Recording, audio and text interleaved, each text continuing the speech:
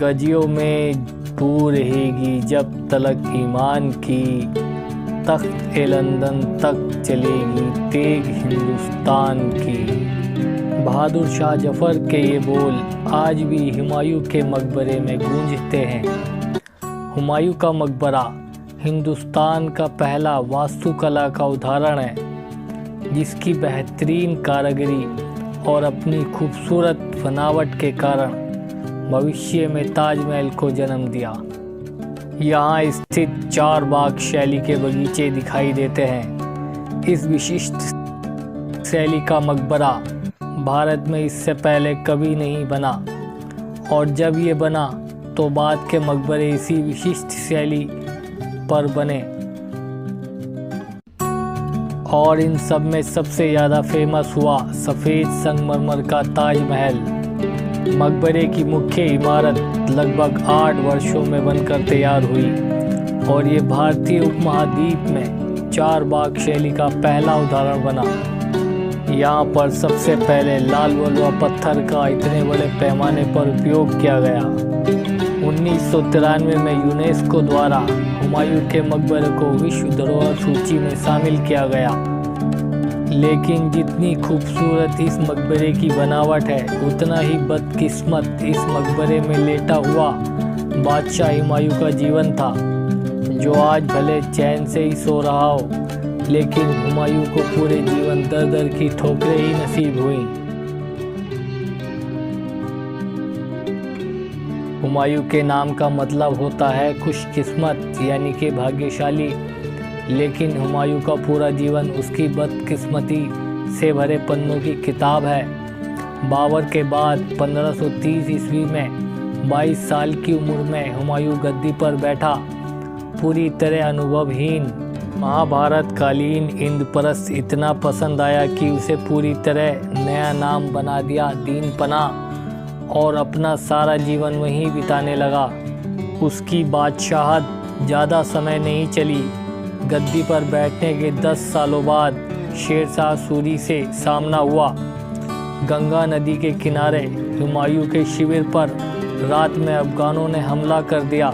हुमायूं के सैनिक या तो अफगानों के तीरों के शिकार हो गए, या फिर बचकर भागते हुए गंगा नदी में डूब गए। खुद हुमायूं भी डूबता डूबता बचा। फिर से सेना जुटाकर कन्नौज में शेर शाह का सामना किया, तो एक बार फिर से बुरी तरह पराजित हुआ, और उसके बाद छिपता छिपता भटकता भटकता रहा, और उसको अफीम की बुरी लत लग गई, तो हर समय नशे में रहता। भटकता भटकता सिंध में शरण ली, और वहाँ हमीदा बानो से शादी कर ली, और कुछ सालों तक वहीं रहा।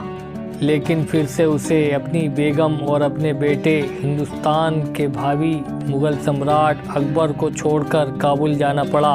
उसका अपना भाई कामरान भी उसका दुश्मन बन बैठा था।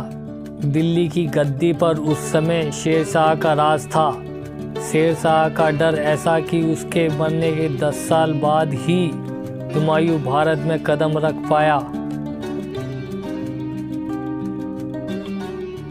काबुल में अपनी सेना जुटाई, फिर दिल्ली पर हमला किया। शेर शाह के उत्तराधिकारियों से अपना खोया शासन वापस पाया। वापस आया तो पता चला उसके दीन पनाह की जगह अब एक किला खड़ा था। उसके दीन पनाह को ध्वस्त करके शेर शाह ने एक वहाँ पर किला बनवा दिया था, जो आज पुराना किला कहलाता है। दीन पनाह से गहरा जुड़ाव होने के कारण तो अब हुमायूं अपना सारा जीवन यहीं पर बिताने लगा। लेकिन इतनी दर दर की ठोकरें खाने के बाद मिला ये शासन साल भर भी नहीं चल सका। बादशाह हुमायूं की एक आदत थी, जब भी वह अजान की आवाज़ सुनता था तो वह अपने घुटनों पर झुक जाता था। लेकिन बदकिस्मती से एक दिन उसकी जान चली गई। हुमायूं की मौत की कहानी कुछ ऐसी है कि पुराने किले में स्थित शेर मंडल में एक हुमायूं की लाइब्रेरी हुआ करती थी। वह पढ़ने का बहुत शौकीन था। 24 जनवरी 1556 के दिन वह हमेशा की तरह अपनी इस लाइब्रेरी की सीढ़ियों से नीचे उतर रहा था। उस समय उसके दोनों हाथों में किताबों का ढेर था। इसे हुमायूं की बदकिस्मती कह सकते हैं। उसी समय अजान की आवाज़ सुनकर अपनी आदत के अनुसार वह अपने घुटनों पर झुक गया। बाद में उठते समय उसका चोगा उसके पाँव में फंस गया। इसके कारण वह संतुलन खोकर सीढ़ियों से नीचे आ गिरा। इसके 3 दिन के बाद ही हुमायूं की मौत हो गई। और अब इससे ज़्यादा बैड लक क्या होगा, जिसने जीते जी जगह जगह की ठोकरें खाई। मरने के बाद भी वह वर्षों तक ठोकरें ही खाता रहा।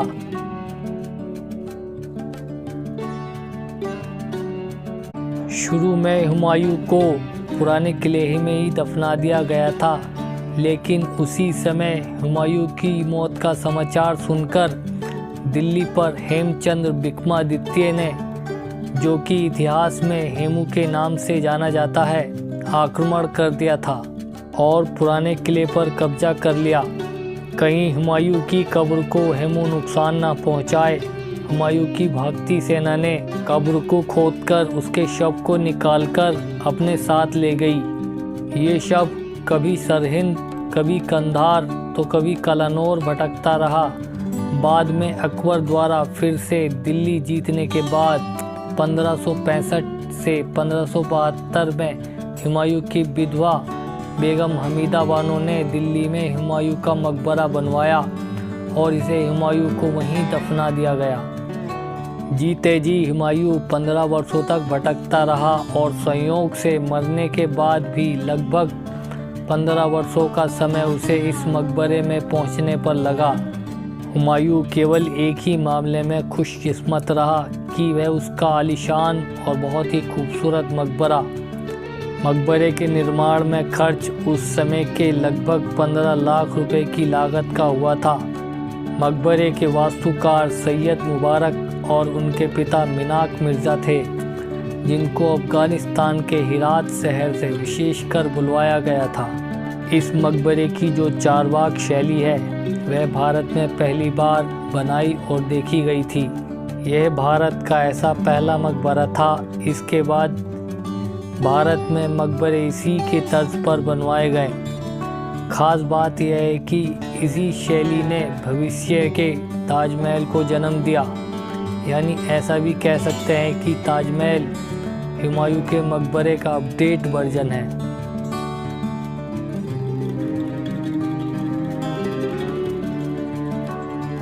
इस परिसर में मुख्य इमारत मुगल सम्राट हुमायूं का मकबरा है।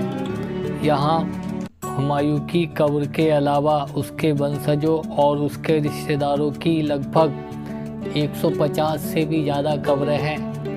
इस कारण इस मकबरे परिसर को मुगलों का कब्रिस्तान भी कहा जाता है।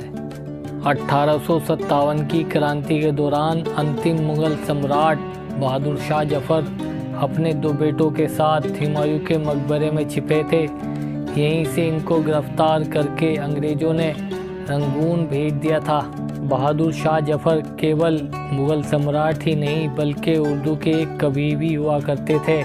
जब मेजर हडसन मुगल सम्राट बहादुर शाह जफर को गिरफ्तार करने के लिए हुमायूं के मकबरे पर पहुंचा, तो मेजर हडसन, जो खुद भी उर्दू का ज्ञान रखता था, उसने कहा, दम दमे में दम नहीं, खैर मांगो जान की, ए जफर ठंडी हुई अब तेग हिंदुस्तान की। इस पर जफर ने उत्तर दिया, गजियों में बू रहेगी जब तलक ईमान की, तख्त ए लंदन तक चलेगी तेग हिंदुस्तान की। यह उद्यान 4 दीवारी के भीतर बना है।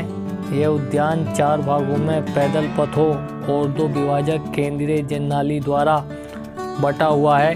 केंद्रीय जल नालिका मुख्य द्वार से मकबरे तक जाती है और उसके नीचे जाते हुए दिखाई देती है और दूसरी ओर से नाली निकलती हुई प्रतीत होती है। यह उद्यान भारत ही नहीं बल्कि दक्षिण एशिया में अपने आप में पहला उदाहरण था। यह उच्च श्रेणी के ज्यामिति है। दोस्तों, अभी तक आपने वीडियो को लाइक नहीं किया हो तो प्लीज़ वीडियो को लाइक कर दीजिए और अगर चैनल पर नए हों तो चैनल को सब्सक्राइब कर दीजिए। मिलते हैं फिर अपनी नेक्स्ट वीडियो में, तब तक के लिए जय हिंद।